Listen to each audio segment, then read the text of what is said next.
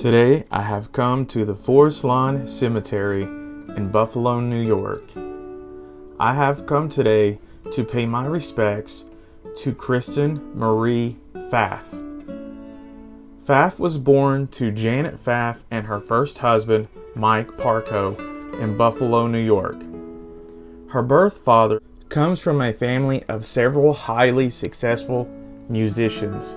Her parents divorced when she was a child, and her mother remarried to Norman Pfaff, who adopted Kristen and gave her his surname. She had two younger brothers, Jason, a musician. She studied classical piano and cello.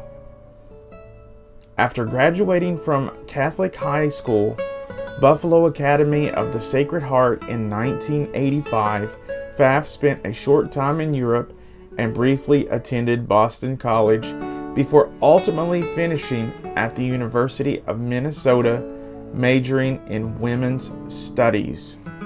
While living in Minneapolis, Minnesota, following her graduation, Pfaff taught herself to play bass guitar.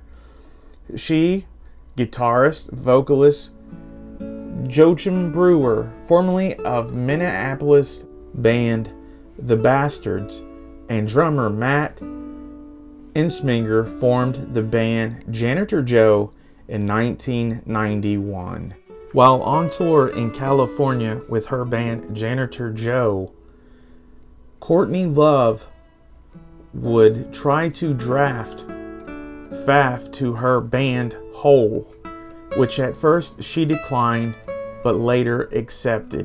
Pfaff moved to Seattle, Washington, where she started work on Hole's album Live Through This.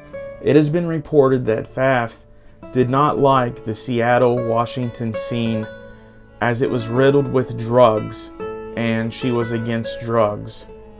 But eventually she dabbled and tried drugs herself, which landed her into rehab.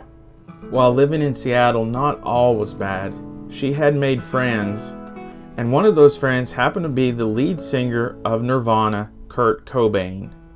After finishing the album with Hole, Pfaff returned home to Minneapolis, where she rejoined Janitor Joe, and she only came back to Seattle to get her things and to also attend the funeral of her good friend Kurt Cobain.